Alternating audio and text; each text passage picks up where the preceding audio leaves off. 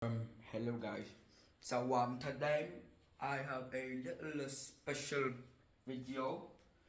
I'm gonna talk about a history of a very specific thing. Alright, let me just prepare my chalk.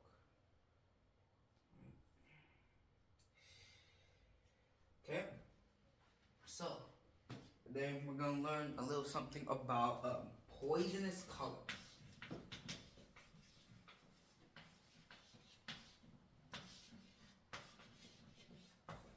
So poisonous colors.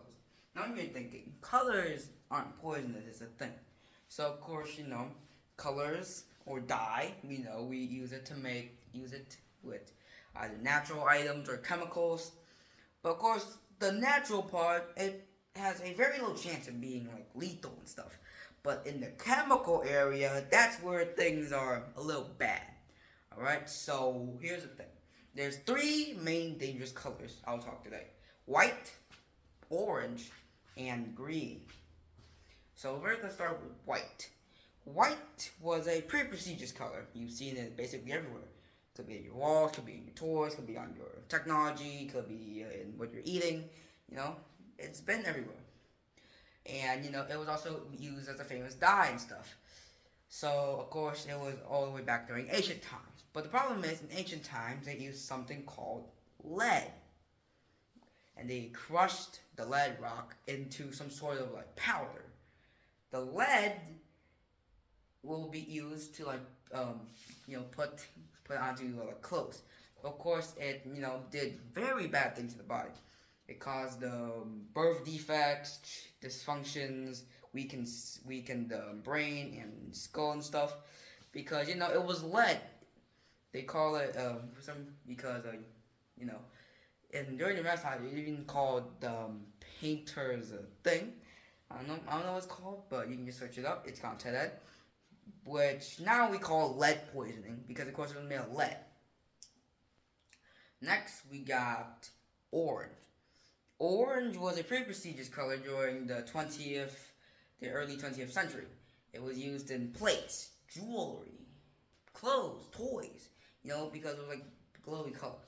But of course, it came with a side effect. Orange at the time was used, the chemical used in orange at the time was uranium. If you don't know what uranium is, it's a radioactive thing, alright? And obviously, you don't want radioactive stuff touching you, alright? And it was repurposed for bombs during World War II.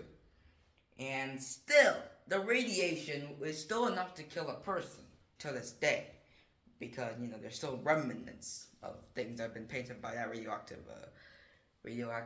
orange. Last but not least, there's green. Green, a little more particular. We've seen like different types of greens, natural greens, chemical greens, but during the 18th and in the middle of 19th and 20th century, little problem is that green at the time was used. It was made with arsenic. For those who don't know, arsenic is basically poison. It's one of the most commonly used poisons used to assassinate people. It's makes up a large majority of poison-related deaths. So, arsenic, if used into the body, will start to deform your tissue, deform your cells. Very bad stuff.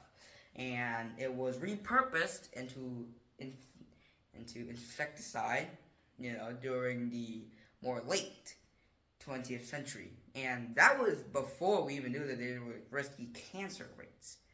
So yeah, those are the three colors that you should be aware of when you're using colors with chemicals. Out.